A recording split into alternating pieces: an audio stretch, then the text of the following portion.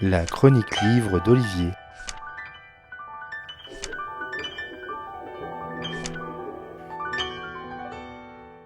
Dans l'image trop souvent répandue que l'on se fait du Japon, il en ressort plutôt une forme de paradis de la sécurité.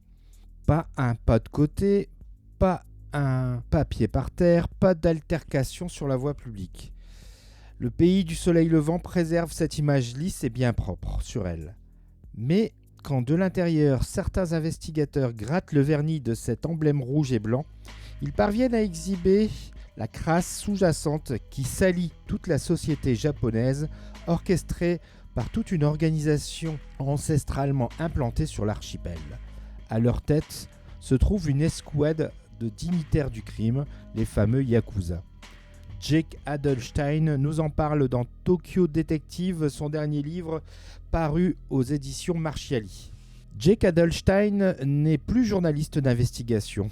Après que ses articles aient fait tomber Tadamesa Goto, chef du Yamaguchi-gumi, il glisse vers le job de détective. Fort de son réseau d'informateurs et de contacts au sein de la justice japonaise, il mène des diligences raisonnables pour le compte de société, afin de vérifier si la gangrène Yakuza est plus ou moins forte, car l'Occident n'imagine pas comment la mafia japonaise est ancrée dans la société nippone, en contrôlant via des sociétés écrans l'industrie du jeu, du sexe ou encore la finance.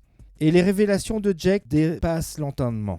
Après le précédent livre Tokyo Vice, où il revêtait l'habit de journaliste, ici il endosse celui d'enquêteur privé et ce qu'il met en lumière est profondément désarçonnant.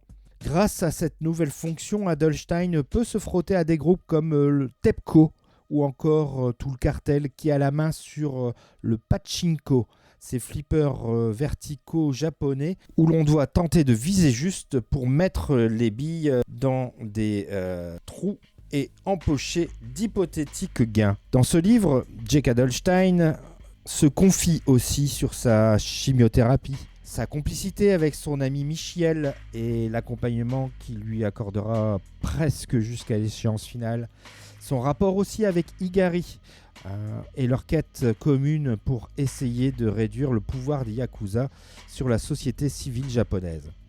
À travers la fissure, la fusion et enfin la reconstruction, Jake Adelstein nous livre un portrait du Japon qui dénote, détonne et enivre. Bonne lecture et à bientôt. C'était vraiment très intéressant.